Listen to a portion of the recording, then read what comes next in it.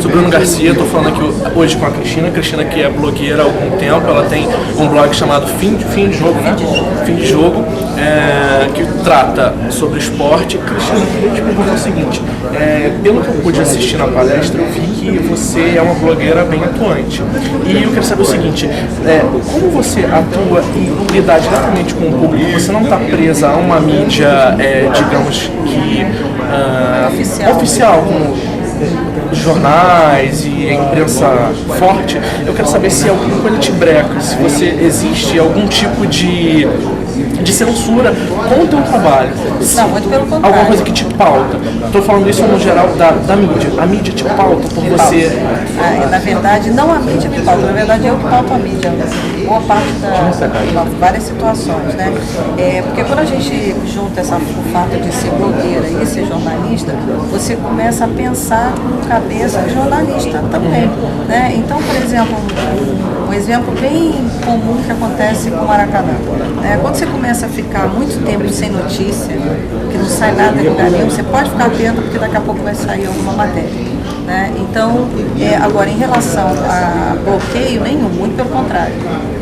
O fato de ser mídia independente me dá mais liberdade para eu fazer o que eu quiser, para atuar da forma como eu quiser, de usar uma linha editorial, principalmente se você tem um trabalho que você faça de forma séria, de respeito, com é fiel pelos fatos, você não tem problema de bloqueio da mídia. Hoje em dia, quando eu chego no lugar e eu digo que eu sou eu não tenho problema nenhum, mesmo sendo um blog. E uma outra coisa interessante que vale a pena colocar em relação a esse, você tem algum problema, algum bloqueio, alguma coisa, é que é o seguinte, os blogs foram um sucesso há algum tempo atrás, eles depois deram uma queda e agora eles estão voltando. Tanto que o pessoal dizia assim pra mim, você transforma o blog num site. Eu falei, eu não sou um site, eu sou um blog e eu prefiro competir com outros blogs do que esse blog você assume que é um site. A intenção nunca foi ser um site. Não. Porque o blog, ele não é só aquela questão de decrescente. Antigamente eram os posts decrescentes, né, que na visualização te identificavam também como blog. Hoje em dia não é mais isso. Um blog tem homepage, tem categoria, tem páginas, mas é a forma com que você se coloca, né? É uma linguagem opinativa, você pode escrever na primeira pessoa, você tem mais liberdade para você falar. Então esse conceito é que dá uma identificação e uma mudança. E o respeito e o bloqueio vai depender muito do que você faz. Porque a gente sabe muito bem que tem algumas mídias que não são independentes e também sofrem alguma, não digo retaliação, que é uma palavra muito pesada, mas são censurados. O pessoal não gosta, o próprio público vai contra, né? Então depende muito mais do que você faz, do que você é, do que do formato que você vai fazer. E quando você falou durante a entrevista, durante a palestra sobre credenciamento, que você falou que todo mundo questiona, todo mundo pergunta, que é uma curiosidade, realmente é muito curioso, porque você trata de um blog independente, você não tem a grande imprensa atrás de você com toda aquela equipe. Na verdade, eu acho que tem algumas coisas, porque, por exemplo, a minha primeira ideia foi trabalhar de uma forma certinha, então eu precisava ser credenciada da ACERJ, que é a Associação dos Cronistas Esportivos do Rio de Janeiro. Isso eu já estava com o blog no ar desde 2004 e isso só aconteceu em 2009. Ou seja, eu tive um tempo suficiente para mostrar como é que o trabalho era feito. Então, quando eu fui apresentar a proposta para conseguir um credenciamento oficial, eu mostrei todo o trabalho que a gente fazia, imprimi várias páginas, escrevi todo o projeto. E uma outra coisa, em geral, uma boa parte dos blogueiros, eles optam por um clube de futebol. Então, vai ser muito difícil um credenciamento se você for lá só para falar do Flamengo. Foi imparcial. Nós somos imparciais, nós falamos dos 4 clubes do Rio, Seleção Brasileira, e agora falamos de mais coisas.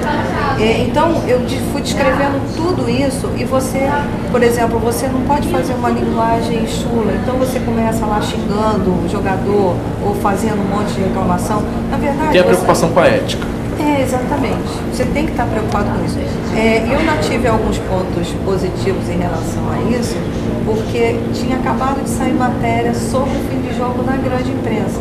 Então até o pessoal me apelidava de ele é a vizinha do Maracanã. E o presidente da Sérgio, que é o Heraldo Leite, quando eu apresentei toda a proposta de candidatura, esperei e tal, ele até falou, mas eu conheço o seu blog, você é a vizinha do Maracanã, não é? Então ele já conhecia também, antes de eu pedir o credenciamento. Você acha que isso ajudou? Eu acho que o fato da imprensa, sair matéria na imprensa, com um blog, mostrando que tipo de trabalho a gente estava pretendendo fazer, que não era um trabalho não sou comentarista, não é essa a proposta, é uma proposta de prestação de serviço para o torcedor. Então isso também leva em consideração, quer dizer, você junta um monte de coisas, né, para você poder apresentar e esperar um resultado, mas o volume de pedidos que tem acontecido é muito grande.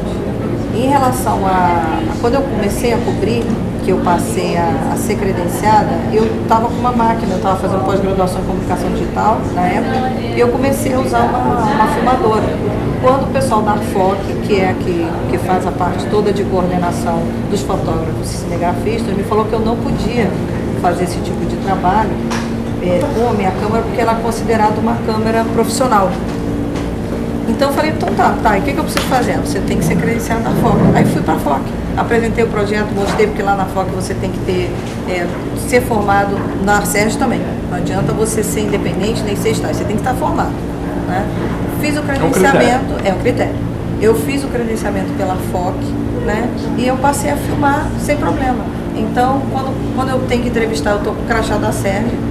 Aí se eu preciso filmar, é só virar, põe o outro crachá. O credenciamento facilita? Facilita muito. Portas abrem, por exemplo, uma pessoa credenciada? Olha, no gramado esquece, porque tem muito aquela, né, sou credenciado pelo gramado. Não é assim, né? Existem regras para você ir para o gramado. Entre elas, site e blogs não são permitidos no gramado. Só TV Imprensa, TV e impresso, né?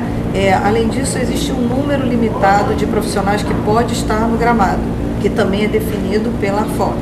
Agora, com certeza, em vários lugares, você está com um crachá da Sérgio ou está com um crachá da FOC, vai facilitar o teu trânsito. Mas, por exemplo, na seleção, convocação da seleção brasileira, né, você faz um pedido oficial, você não precisa dizer que você é da FOC ou dizer que você é da Sérgio. Então, por exemplo, eu tenho 3 crachás. Eu tenho crachá da Sérgio, eu tenho crachá da FOC e tenho crachá do Fim de Jogo, que tem uma tarja escrita imprensa. Então, esse tipo de coisa, quanto mais certinho, quanto mais organizado, quanto mais profissional você for, não é o fato de você ser blogueiro ou você ser imprensa oficial que vai te diferenciar o teu trabalho, não. Entendi.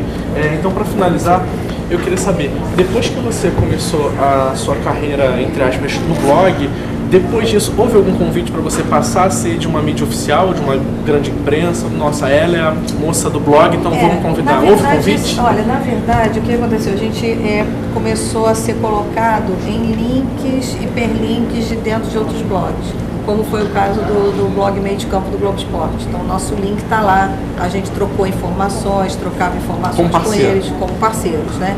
Mas, assim, efetivamente, eu nunca tive um convite de uma grande imprensa para chegar e dizer assim, vem para cá, para dentro dessa emissora, vem para cá, para dentro desse portal. E eu, na verdade, eu sempre tive dúvidas se era isso que eu gostaria ou não. Eu não sei até se eu falei muito isso, porque eu, de uma certa forma, eu gosto muito dessa independência. Você poder falar o que você pensa dentro da ética. Se eu conseguisse um parceiro dentro de uma grande mídia que respeitasse essa linha de trabalho da gente, eu não veria problema nenhum. Mas só que é assim, né? Nosso estilo é o nosso estilo. Então, a gente tem muito carinho pelo Fim de Jogo, pela forma com que as pessoas confiam na gente, para você quebrar essa confiança só porque vai ser interessante uma parceria. Manter o que você pensou desde o início. Exatamente. Eu queria te agradecer pela entrevista, muito obrigado. Boa sorte aí para vocês. Obrigado. Boa sorte para vocês. Se vocês precisarem de alguma coisa, tem fimdejogo.com.br, @fimdejogo, @equipe Fim de Jogo. A gente tem conta no Flickr, no YouTube, Videolog, e por aí vai. Qualquer coisa que vocês precisarem, a gente está online. Obrigado, viu? Obrigado pela entrevista, é isso.